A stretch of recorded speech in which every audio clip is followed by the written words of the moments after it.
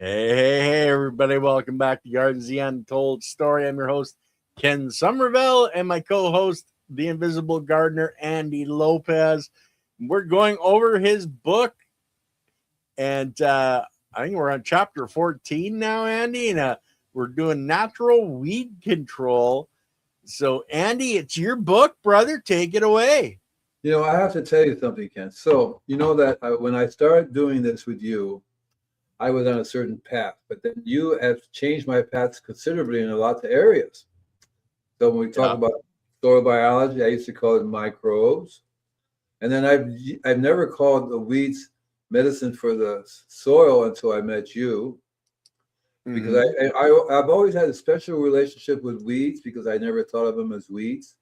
I never thought of them as medicine either. I thought these guys here are here for a reason. I followed the biodynamic system. They use they call weeds. These are weeds, but not weeds. This is rich in this, and we can use it to make our biodynamic preparation. So biodynamics has tons of things that we can call weeds, but these are basically plants, collector plants that they take and then they harvest them and they make a poultice or a mixture from that. And it's the same thing with lots of other cultures. I grew up going to Cuba and Puerto Rico, and these people literally grow weeds. Let everything grow and everything gets used. And Yeah. in Puerto Rico, I remember going on, walking through the field, said, "What are you doing?" I said, "I'm pulling the weeds. These are not weeds. Leave them alone." I go, "Okay, they look like weeds to me." And the same thing in Cuba. I go, "What are you?" They say, "What are you doing?" Well, I'm trying to pull their weeds. No, leave them alone. And they have different reasons for it because they understand that the weeds hold the ground together, if nothing else.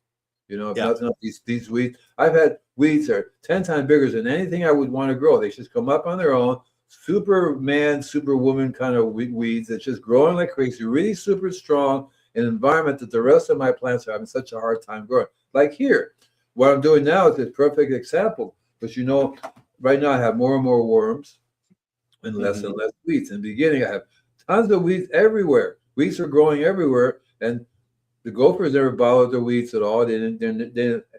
I think about it, they didn't pull them down and eat them. They don't do that. The squirrels are not eating the weeds. The weeds are growing just there. Nothing's touching them. As soon as I stick something in the ground, they go after that one. And so that's a perfect example. And some of these weeds, I was just looking at a weed today. Says, "There's no way I can put it out of the ground. The thing is so."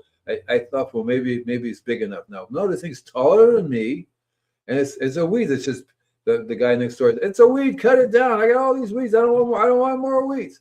And I said, "Well, I want more weeds. Let them grow over here because it literally went down into the ground. When a lot of times what I do is I don't pull the weeds. I cut them, let it decompose. The root systems let it decompose in the ground. And sometimes I have this clippers. I'll cut the weed up into little pieces and spread it right down again. As I've been doing more and more, I basically start putting the weeds in my worm bin.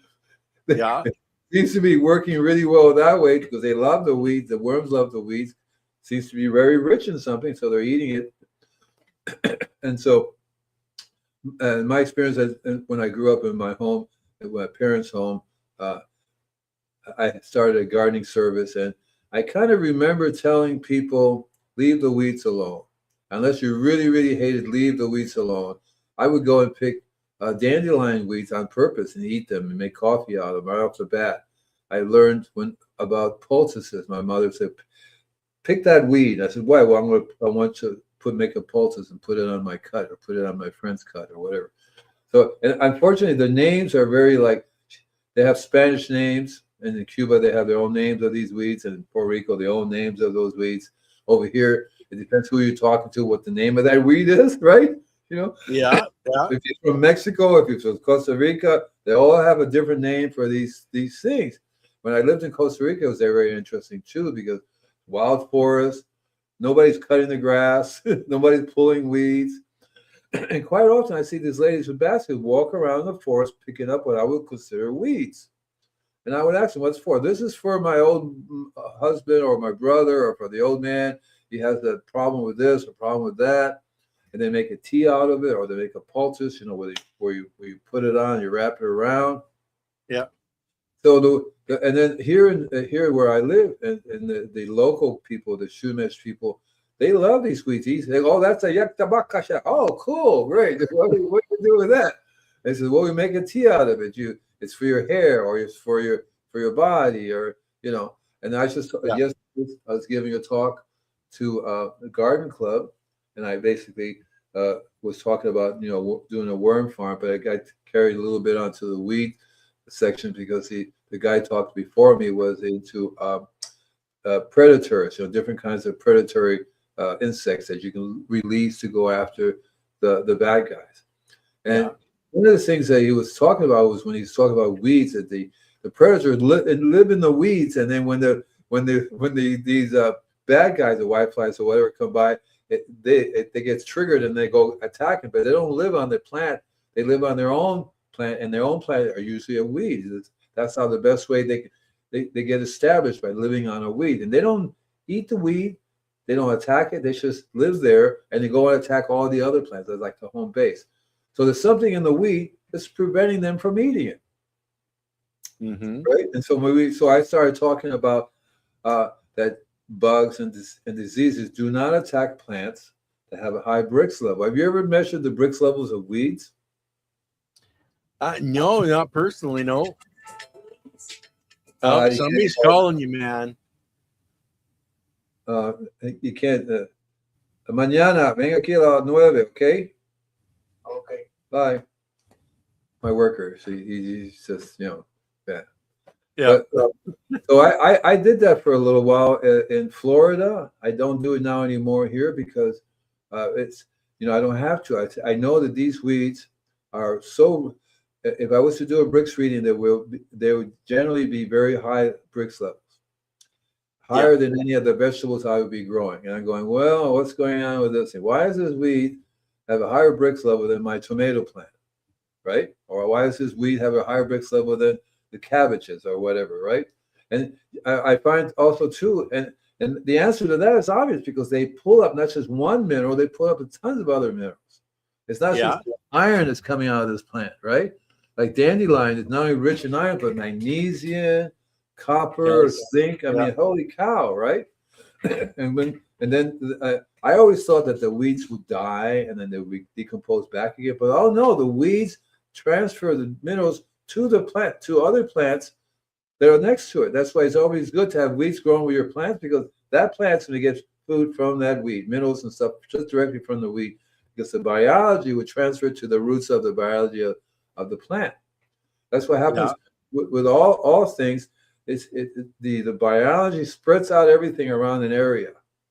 Mm-hmm. Really cool. It's really spreads it out. And I kind of think it spreads out further than I think, because I've been talking to different people. Paul Stamets believes that it goes for miles. It could be like miles and miles, and then the food gets spread around. The minerals get spread around, and it's the weeds that bring it up, because they have super strong roots. The leaves are super strong, and you can even make a tea. That's what people do. They can either, like for example, I'm making here to control other bugs until I get my soil together from the weeds. I make a tea. It would basically test weeds for their Brix level. That's right. And we can I'm thinking of starting a book. I'm actually writing a new one called Heal the Earth and Heal Yourself. But in the chapter, it's going to be about weeds are nature's medicine. And I put a little thing in there. Thanks, Ken. And well, thank you. I think that doing the Brix, that's an example, because people believe what they see rather than what they hear. So if they see this refractometer produce a high Brix level, it should get them thinking. And why does this weed have a high Brix level, right? And that's the key to it, because and then you'll find that if you actually test the Brix level of the plant, any plants around it, they're going to have almost the same Brix level and the same proportion of. Because if you was to take it and send it to a lab, you're going to find everybody in that area has the same mineral content, because it's definitely being transferred. See? Well, and like the weeds, as they break down, like they're, like you said, they're a collector or an accumulator plant. So like, whatever it's bringing up, that's the main source, whether it's calcium, magnesium, molybdenum, whatever, you're chopping them down, chopping them up, putting them right back down, because Mother Nature is saying that that spot needs those building blocks. It needs those components broken down in that area to fill up the warehouse that's there. And I love that you're actually chopping those weeds up, Well, you know and what's putting even them right better? back down. I'm making a tea and spraying it. Yeah, yeah. So Now, lately, the Naturoscope pocket tester, I'm not sure about that one, Andy. I pulled it up because I've heard a lot about it before, but it's basically tests the soil levels, the minerals and stuff. It's a little it's a small unit, it's just like a refractometer, but what it does is it measures trace minerals in the soil. Am I wrong? Who's the person that said that? Right? Maybe Pembina River. maybe Silly can look it up, but that's essentially what it is. It's a unit similar to a refractometer. A refractometer measures the Brix level, sugar level in the plants. This device measures the minerals in the soil. Oh, cool. Yeah, I haven't heard of that one, but that would be fantastic to be able to go around your property and take Right. samples of your soil and go, oh well, I'm short in this and this and this. And then, especially when you're doing your foliar spraying, or if you're doing a soil drench, you can add those kind of missing So components back into that area. So I've been doing this business for quite a long time, and I often thought, well, I'll just do that. Just go out there and do immediate testing. I have a little a kit that I can just go out there and do a instant soil test, right, to see what the Right. soil level is like. And same thing with using the refractometer to compare. But after doing it for quite a few years, you just know what's missing by the weeds that are growing. You Yeah. just those Yeah. weeds will always do the very same thing. And regardless of what part of the world they're in, they be called a different name, right? A different name, whatever it is, the name, but they would do the same thing. Would pull up this combination of minerals. It's usually not just one mineral. You'll find there's a bunch of different minerals that it pulls up together. And then you have different other plants. You have a bunch in a beautiful garden. You have like a wide range of weeds and wide range of plants. You don't have just one weed growing and one taking over the whole field. I mean, it doesn't really work Yeah. that way. So after a while, you say, well, I don't have to do this. The only thing I'm learning about is that I don't need it, but sometimes the customer needs to have something they can say, look at this. So that's what's going on now, is that people are trying to bring the soil, like, for example, the people here in Pacific Palisades who have to clean up the soil and they have to then replant. So they're trying to figure out what kind of toxins are in the soil. The state doesn't really not that much helpful because they tell you certain things, but and then it's supposedly been cleaned, but you still want to know, you want to have some proof that this soil is actually alive. One of the things I've been doing is recommending Latham's compost as a way to help clean this up. At the same time, by increasing the soil biology. So I offer for free. I go to people's property and spray my biology on it, but you have to do that on a regular basis. On top of that, you need to start planting. And the ideal scenario is to plant weeds. Yeah. Yep. Right. Real-time insights into plant stress and help it by determining also the condition of the soil, if I'm correct, right? Yes. So it's another tool that we can use, and I think that's perfect for whether you're a major farmer, or whether you're doing an indoor grow, doing cannabis, or whatever you're growing.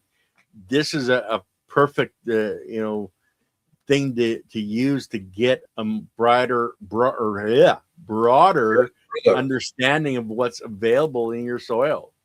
And there's another tool, and it's just occurred to me. I have it over in my other room. So the way the refractometer works is that it refracts the light when you see it. So they have these glasses that you put on, and you can see the refraction of the light. You can tell if a plant has the nutrients in it or not, or if it's deficient in it, because the chlorophyll in the plant shows up in your glasses.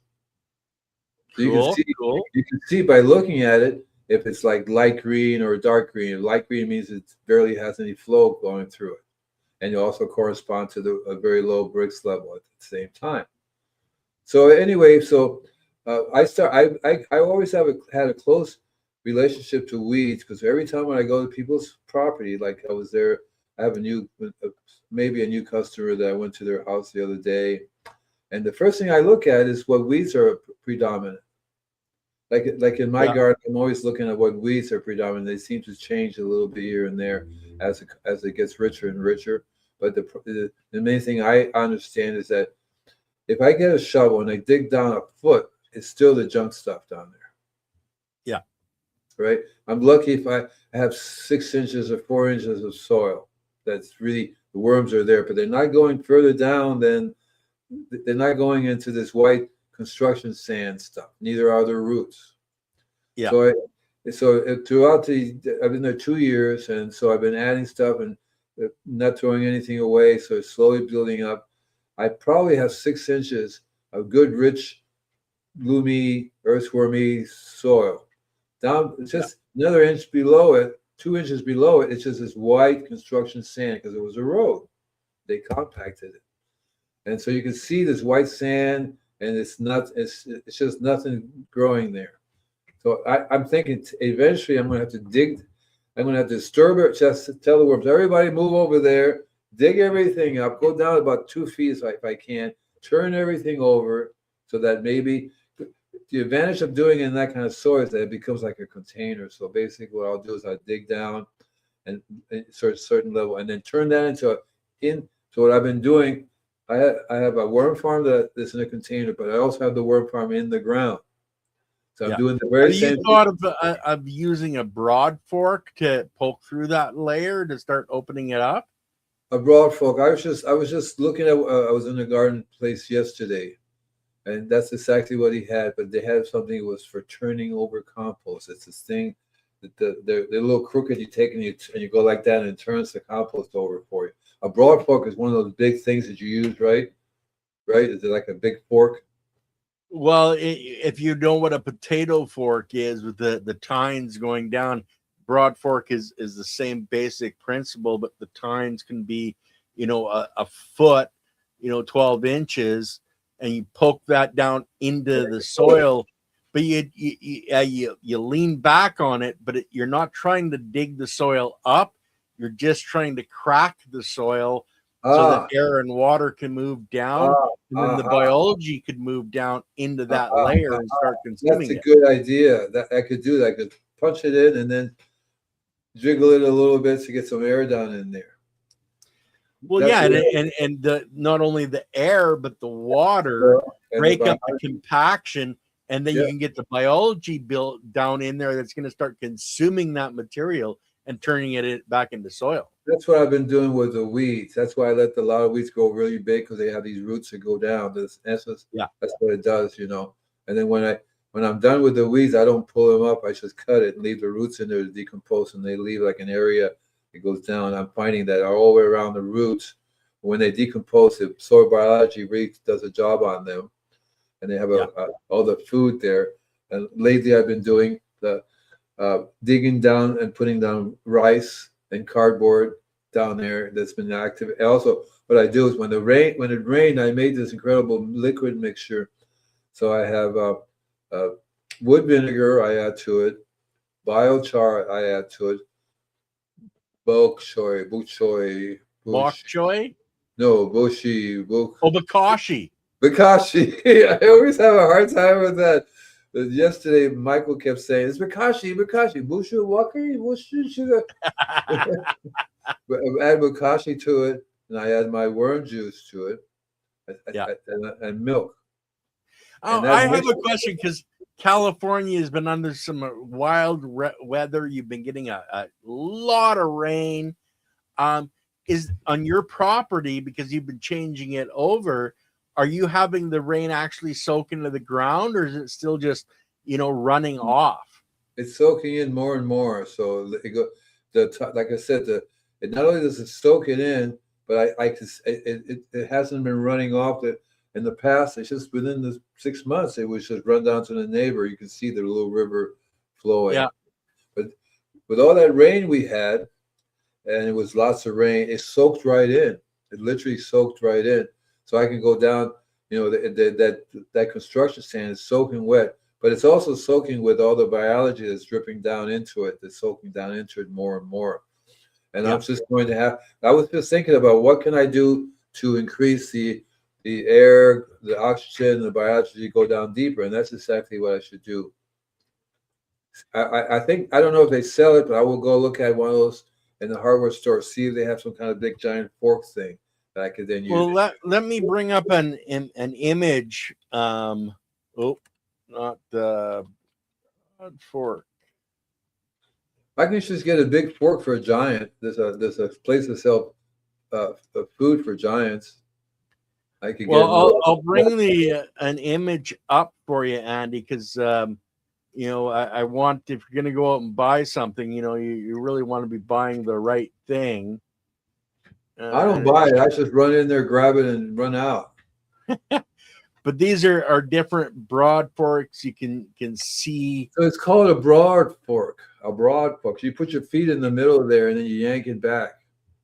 Well, yeah, you stuff it down into the ground. That's what tines are for. And you stand on it to stuff it down, and then you lean back on it to crack the soil. You're not trying to dig up the soil.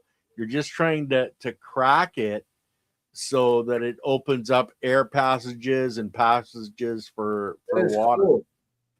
That'll work, because I was trying to figure out maybe I should have to dig everything up and rototill it, something like that. But I would kill every worm around. This is very humane. It won't kill any worms. I just have to tell the gophers get out of the way. Yeah. The idea is and even when I do that, since it leaves a hole, I could put some seeds down there, which goes down even further, maybe grow in that hole, or maybe I can take some worms and shove them down. Hey guys, go in there. Go in there.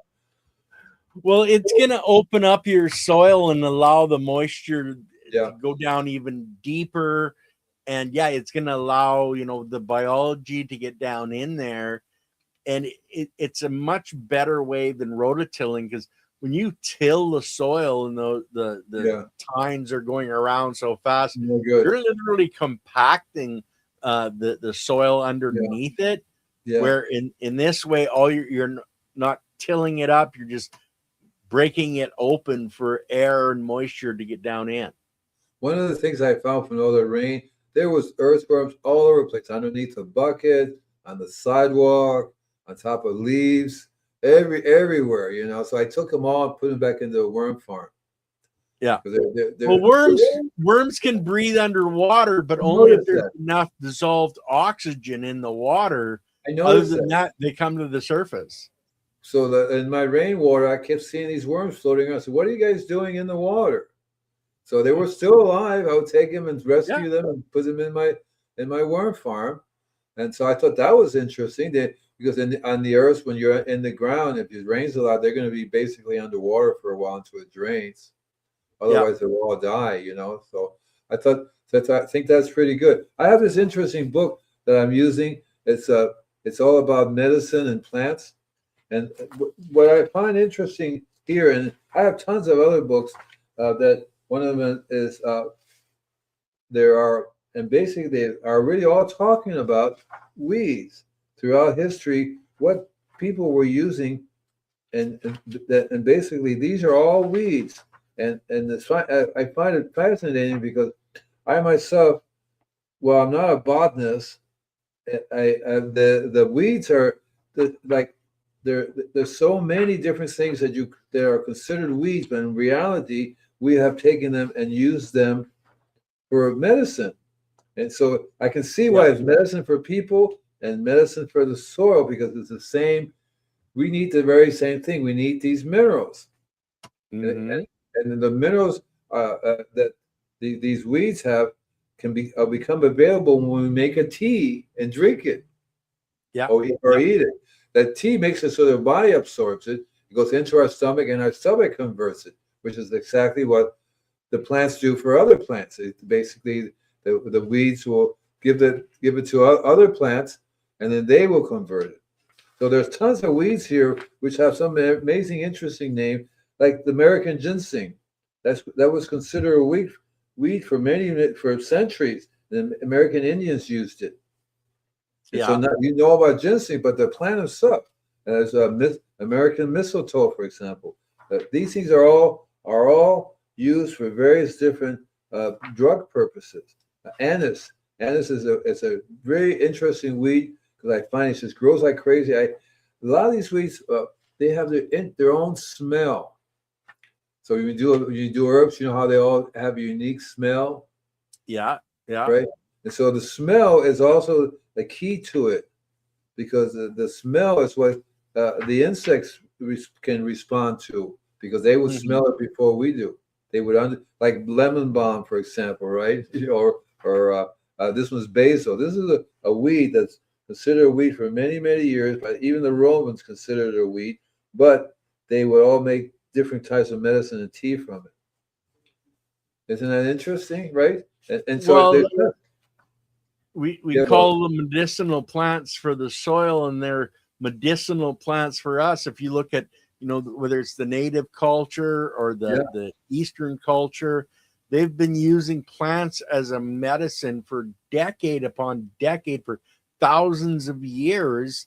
And we've gotten away from that and that knowledge. But if you look at the books, that are out there now, then, for, apothecaries that, we want, this plant is helping us with this is helping us with that.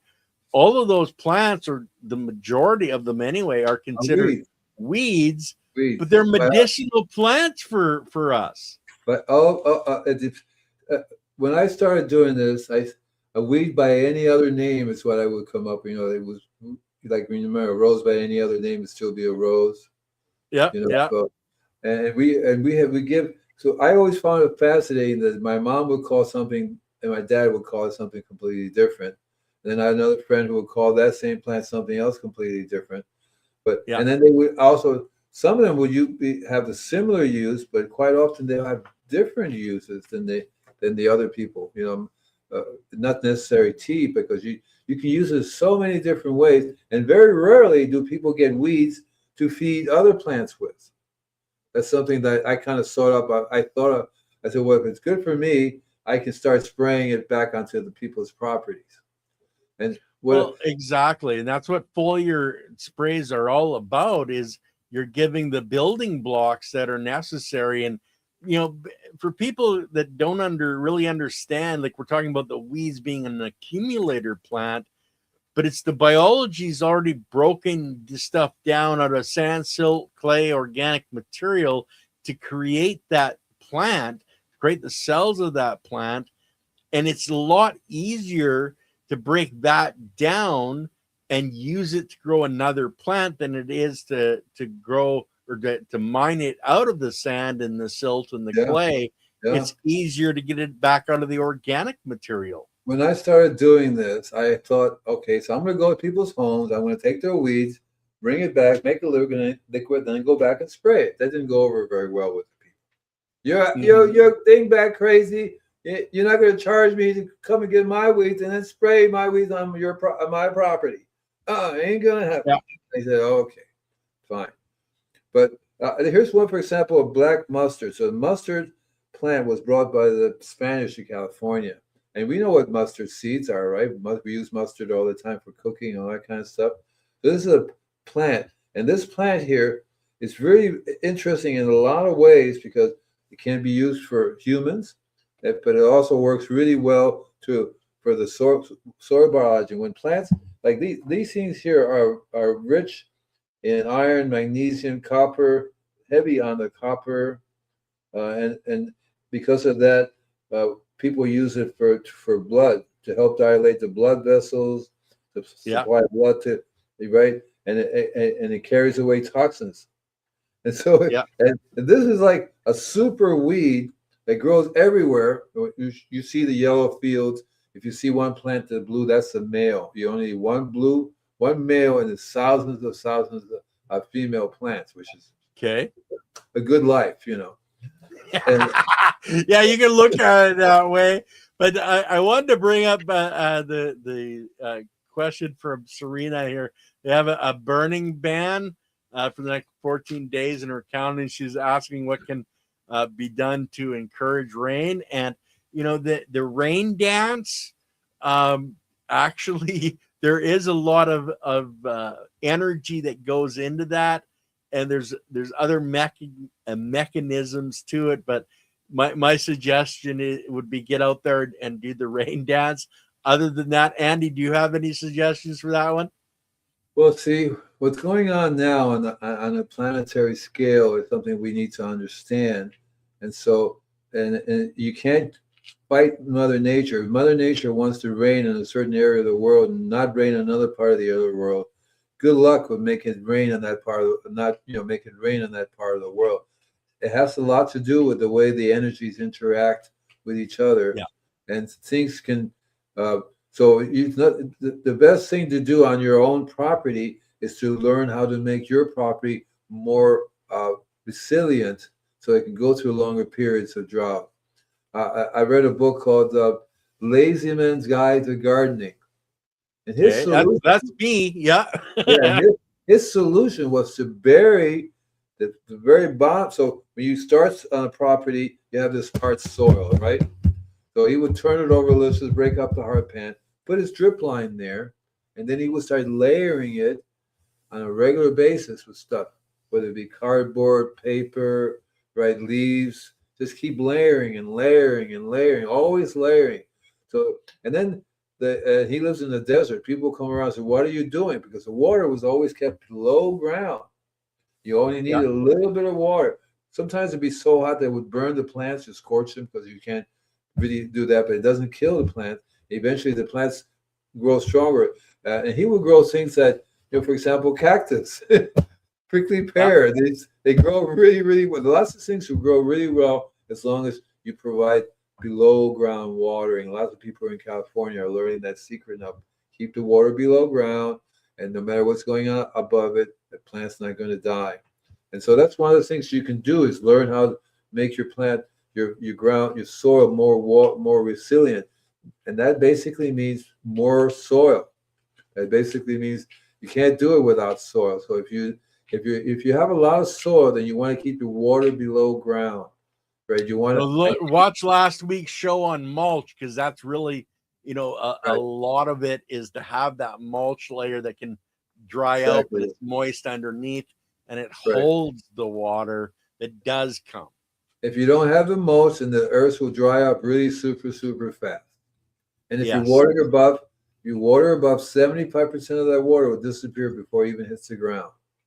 Yes. That's a waste. Evaporation really fast. That's a big waste of water right there. So if you have it buried below the line, drip line buried below the ground, and then you have different layers, and of course you want to rotate mulch and all kinds of other things in mulch and all kinds of other things in mulch, because that will all decompose and break down, and it was just hold it, and the sun will not bake it because it will only go just a little bit, and the water's down below. Your plants will survive. Your fruit trees will survive. Even though I have a customer in the valley here, she says, "Well, I used to have plums. Now, no, I used to have let's see, nectarines, or what is it?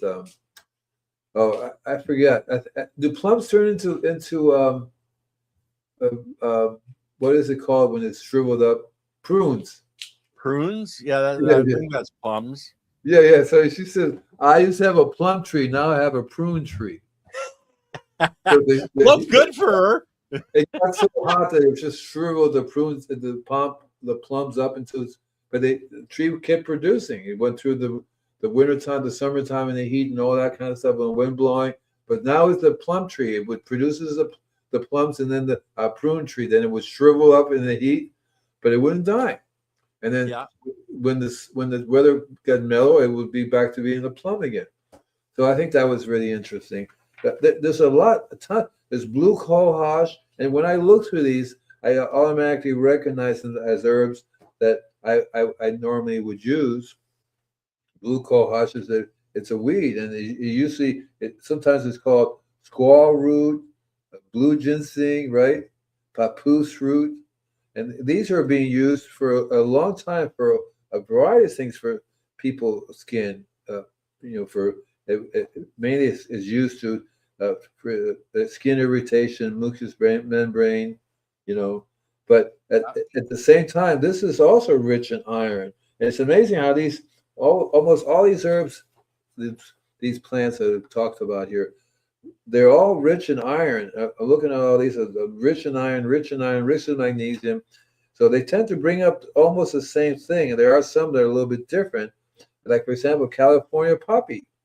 This has a lots of uses that people do. It's called the drowsy one because people who tend to use it for a variety of things.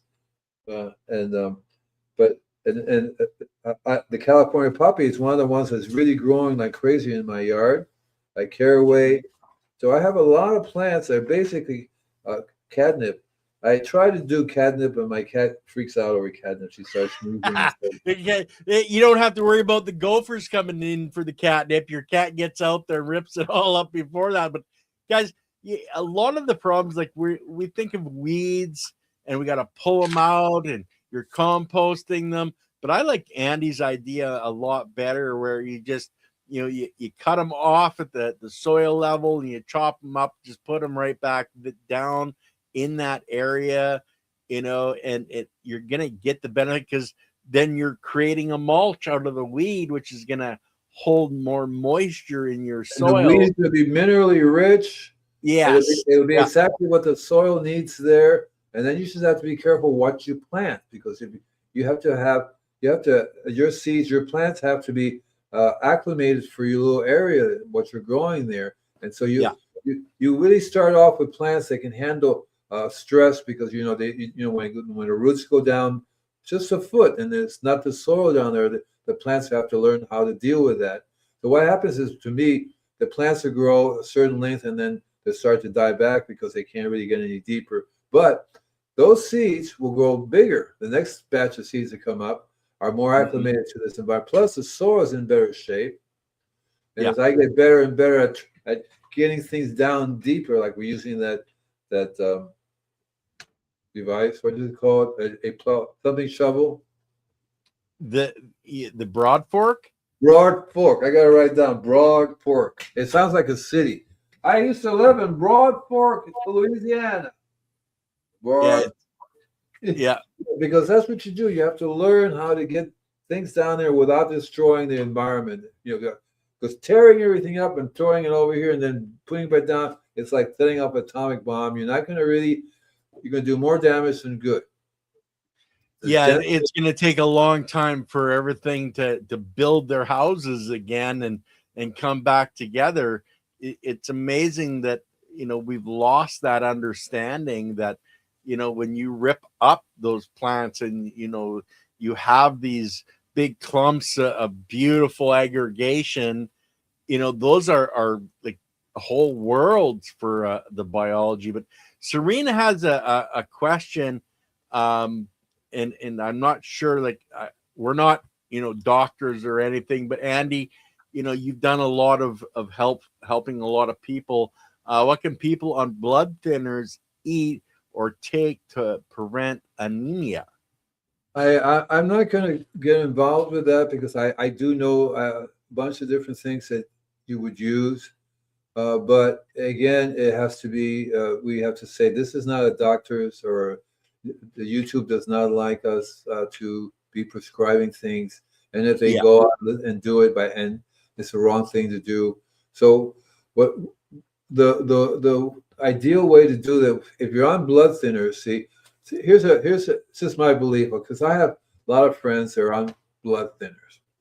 Okay, that's because for some reason or another they have a problem with their body. They can't deal with the correct processing of their blood system, and so the cause is not the blood thinner. The cause is what they're doing. So when the stuff they've been eating has actually been causing their blood to get thicker. So that's why you have to be careful what you eat, because if you don't eat the right thing, your blood will still stay thick. And if you're on blood thinner, if you're eating things that normally thins your blood, you don't want to be on blood thinner because it'd be too thin. So what you really need to ask, the question you really need to ask is, okay, why am I taking the blood thinner in the first place? What is the cause that's causing Yeah. my blood to be too thin? You need to look at the cause. The real cause usually comes down to the food you're eating. It's very rarely a genetic thing nowadays. There are some things genetically that you are prone to be, but not blood thinning is not a genetic thing. Blood always relates to the food you eat in your body and what it does to your to your veins, and what it does to your Yeah. blood. You see, so you have to look at that, and you have to say, okay, how do I get? Because you can't just stop. You have to slowly switch over to other things that won't do that, that help you, that are mellow to your body. And so there are lots of things that, and these herbs are not necessarily mellow unless you know how to, because you can you can OD with these herbs really easy. You can take too much of coast food, too much of comfrey, too much of a good thing is bad. But so Yeah. you have to start with the process of, okay, what is the cause? Okay, so my stomach would be a good starting point. Right? And what you're putting into your stomach is Exactly going to right. be a What good you put thing. in your stomach would be a good starting point. That's what I would look at, because that's the same thing. What I put in my soil, right? That's what I put in my stomach. And so I have a lot of friends who are going to the doctors. You got to do blood thinner, okay? And then you also see on TV, we can't do this because if you're taking blood thinner, because they will make your blood so thin you just die. And so so you can't recommend anything. The best thing to do is make your stomach function better, and Yeah. look at what is causing the damage to your butt, to your stomach. And it usually has to do with things you eat, not only things you eat, but things you drink. For example, if you're not paying attention to the water that you're drinking, so I tell people you need a whole property filtration system. Well, think of your body as a whole property, and the water you drink has to be pure, just like the water the soil drinks. I mean, the correlations are amazing, and you have to start being more careful what you're drinking, because the drinking process.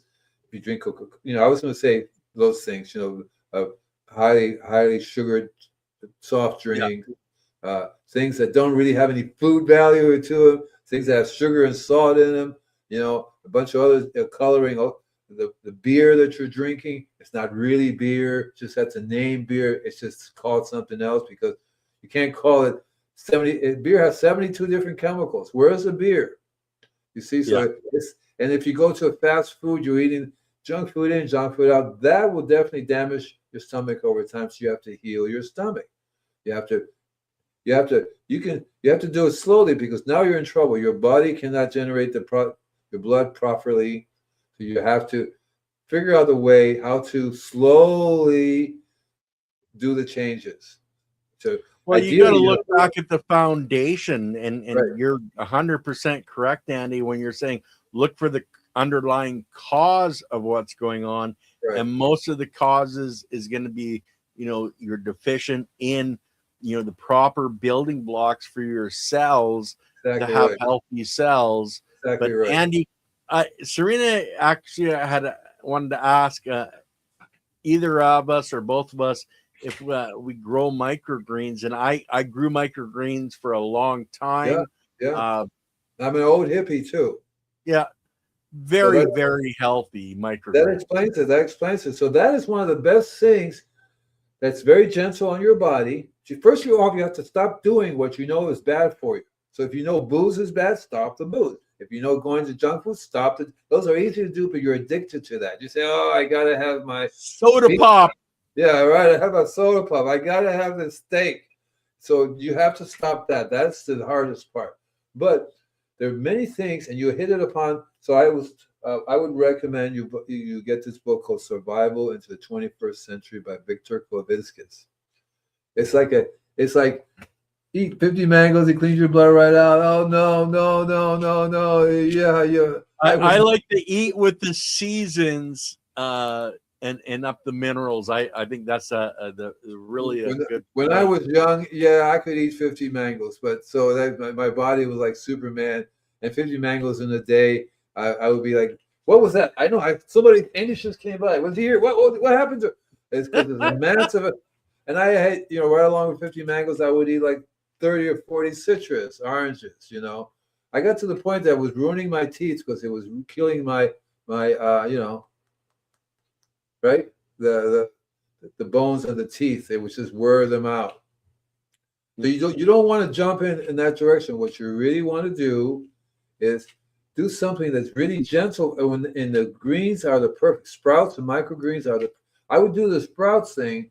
Microgreens are slightly different. You grow them and you eat them. You do like a tray of it. That's fine too, because the sprouts are excellent to use. But you're missing on the most important key thing that the sprouts get. It's the liquid that you're going to be throwing away, because when you do microgreens, they go right straight through in the ground. You're not getting in that. But if you're growing sprouts and when you first start sprouts, you have to soak your greens. I would take the very same thing that you use for microgreens and sprout those things. And then when you overnight, you have the liquid, and then you get the liquid the next morning. Don't throw it away. That is what you drink.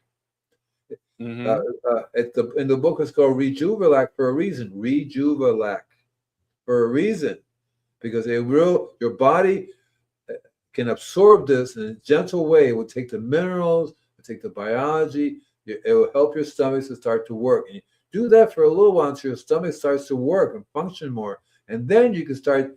But by then, it's just simply doing that will increase your ability to produce the right type of blood system for your body rather than thin. Yeah. So it's just that alone will make a change. But you got to stop doing the things that's causing the problem. And that means stop drinking city water, it's or from the black. Designed, the process of cleaning the water is designed to kill biology.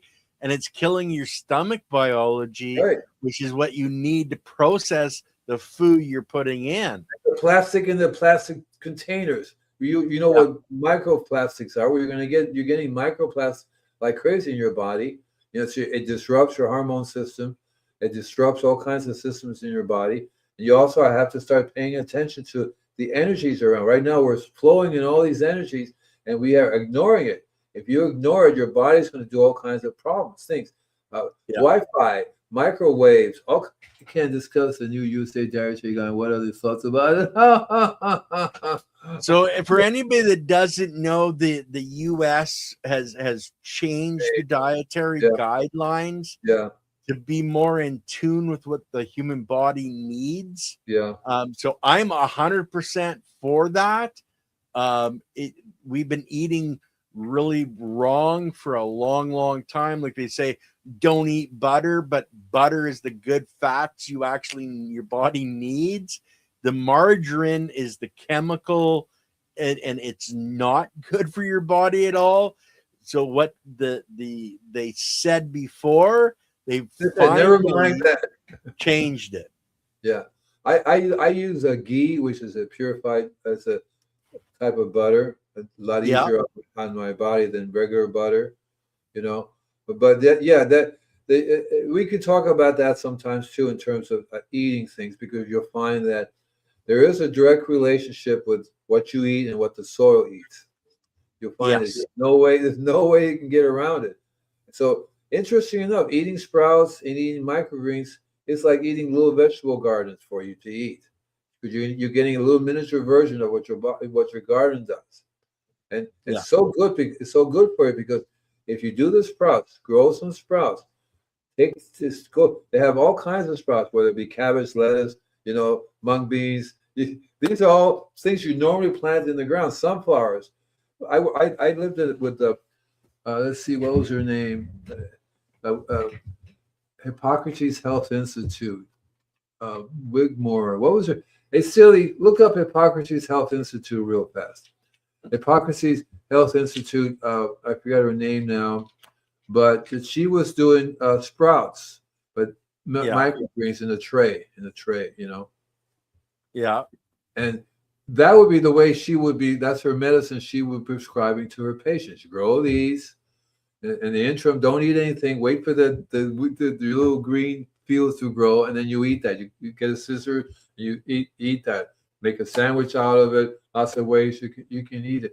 And they found that immediately changed your body's chemistry. Immediately changed your body chemistry. She was not doing the juice thing. I learned that about it a little bit later on. And the juice is the key to it. That is so amazing to use filtered water to soak the sprouts in, and then the next day take that, dump it into another gallon container, dash a lemon, drink it. And I would slowly drink it throughout the whole day. If it's a gallon, drink the whole gallon in that day. And you'll find your body, if you can test your body, there are ways you can test your body to see what it did to you. There's lots of different things you can use to test your body. Even a blood test. You can go do a blood test before, do a blood test after. You're going to go, what the heck? The doctor's going to say, okay, what did you do? And he said, well, I just had some sprouts and I drank the liquid. He's not going to believe you. That's the key to it. Right. Spoke to mixture of alfalfa, mustard, broccoli seeds for sprouting tonight. Yeah, there you go. And so you leave the liquid. When you soak it, don't throw that liquid away.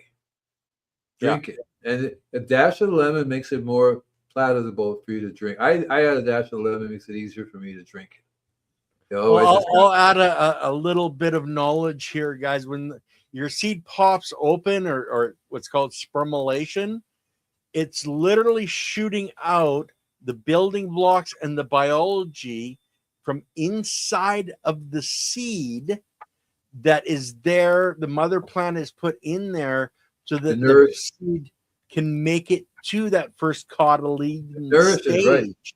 Right.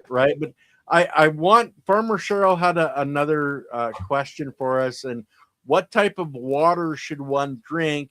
Does boiling the city water help before consumption? Oh boy.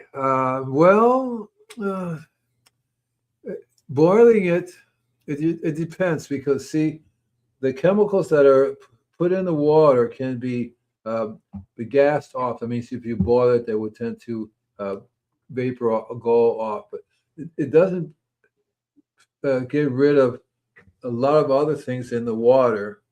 And so you really have to filter it out. Yes. You really need to filter it out. So you have they have these little kits you buy. They have a carbon. One's a carbon filter. One has a different. There are different things in there that it would filter the water through out, and that's the best thing to do, is have a filter. Because if you start boiling it, you're actually going to concentrate it in certain other things which you don't really want. Any chemical in there, some of it will get exposed to the air, like chlorine will do it, but not. But there are other heavy metals. If you have heavy metals in there, you're going to get stronger concentration of heavy metals, right? Arsenic is only going to be more arsenic if you're not going to get rid of it, And so I would definitely just get a filtration system for your. A lot of people, what they do is have a filtration for the kitchen, or like I do, have a filter underneath it. The water goes straight through, nice and clean. 4 different filters, they'll filter it out. And so that's what I would do. I would not boil the water or try to change it in any way, because there's no way you're actually going to concentrate more of the toxins that you want. Yeah, you'll get rid of the chlorine if they put chlorine in it, or some other chemicals that maybe. But what usually happens is that water that you have left, it's more concentrated with the toxins that you don't want. And also chlorine can vaporize off, but the chloramine that they've switched to doesn't. So personally, I use a reverse osmosis filter, which takes everything out. But then before you consume that water, what I do is I put a pinch of sea salt in there, good quality sea salt, to remineralize it. Exactly right. I use a Michael Widman's garden filter, which is really very good for that as well. But what I find is that it's best to spend a little bit of money and buy a 4-prong filtration system. Reverse osmosis is one of the tanks. Charcoal is another one. There's a couple other ones that come with a kit, and you'll find that that's the water you want to drink, because it's worth it for. When I go to customers' homes and they have city water, I plug it into my filter to use it, because what's the point of giving city water when my biologist just, you hear, oh my God, it's killing us again. They're all dead, and it's awful. Spray dead stuff doesn't work. I have a lot of customers who buy stuff in the store, nothing alive in it. And then they say, well, this is supposed to be minerals. Well, nothing there to eat it, nothing there to pass it around. Well, and that's one of the biggest problems, with living in a city. Like I'm lucky I'm out of town far enough. I have, my own well, but I still use the reverse osmosis for my drinking water. And guys, a lot of people don't consider that your shower. Okay, when you take a shower with that city water, it's like doing a foliar spray for your plants. Right through your Everything's skin. coming on and soaking into your system. Right You're through your getting skin. the bad stuff in through that as well. Right through your skin. And a lot of people, they say, well, I notice a difference when I have a filtration system for my shower because the skin is different and it cleans it up. But it's the water. So that if you give your soil biology bad water and you give your body's biology bad water, you're going to get the same results. It's not going to work. Your system is not going to work. So if you want, so instead of going after more chemicals for blood, that's what blood thinners are, right? It's the chemical you take that Yeah. helps the body but it doesn't solve the problem and the real cause of what's going on. So you can't say I'm going to continue eating my junk food, but I wanted to cure this problem, which is the problem is the junk food. Same thing with the ground, the soil, and the plants. You can't continue to give them chemicals and then spray something magically that will solve the problem because it's not going to work. Like people do that all the time. I bought this, I sprayed that. What's wrong? Well, you missed the whole thing. You didn't get the whole point. It's the soil biology. Well, and it's the plants, it's the sand that's filtering this stuff out. It's like I know there was a place in British Columbia where they couldn't have a system put in for their wastewater, so they literally built a system themselves using plants, etc., that was cleaning their wastewater and taking everything out of it, and they had cleaner water than any municipal government had using the plants, etc. And that's really what we need to get back to, is using Mother Nature to clean the water the way it's supposed to filter your water out. When I started doing pools for people and I was doing natural pools with fishes in them, I would make a little living environment with plants that the water flowed through, and it would pump it right back into the pool. And it's amazing. It cleans it. You didn't have to use chlorine in it. You didn't have to do anything for it. And the fishes love it, and they survived. And that's using Mother Nature. So they have these, the biodome when they were doing their thing. Remember, they weren't using the soil to filter the water out. So they had a little minor problem there. See, so using the soil to filter your water is what Mother Nature does, and that's the best thing to do, because you can literally drink that water once it goes through the plants, and you won't find any. You learn how to test it. You'd be surprised how less you can have less toxins and more minerals, because there's also you can end up with structured water. So when Mother Nature filters your water, it structures the water out too. As well. It cleans it up. Like I used to run an aquaponic system, which is growing plants using the waste for fish, and it was just a constant cycle. But in the middle, there's what's called a biofilter that your water is going in, and it's full of biology. The biology eats everything up, converts it over to what's good for the plants. And that's really what Mother Nature is doing, is she's feeding everything into the biology, which breaks all the stuff up at the molecular level and cleans it up and makes it available for more plants, etc., to grow. But Andy, we're pretty much at the hour. No, we're not. Yeah. No, we're not. Next week. I just sat down here. I just sat down a moment ago. All I want to say is that think of the river flowing through a forest. That water is so amazing. It's structured, has all the minerals you need, and it'll heal you.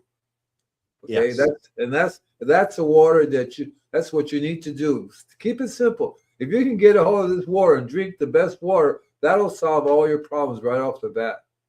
Yeah.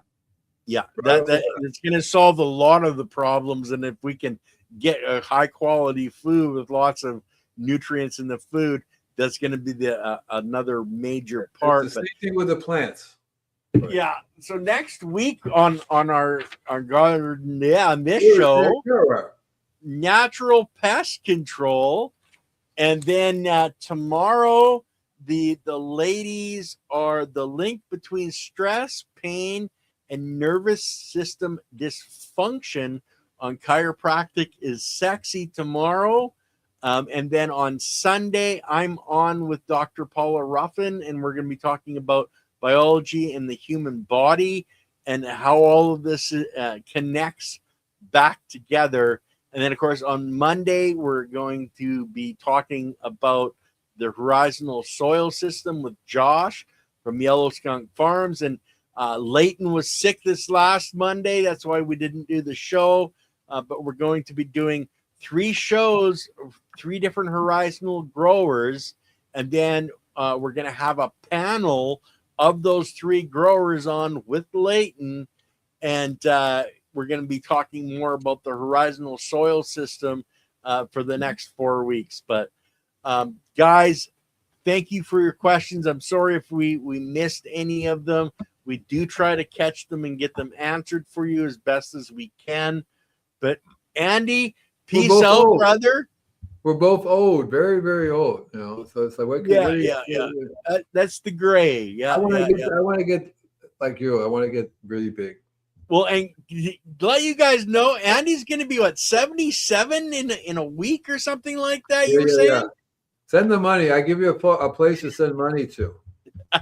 Yeah. Okay, guys. Bye now. Peace out, everybody. Have a great night. Same to you, everybody. Bye now. Take care.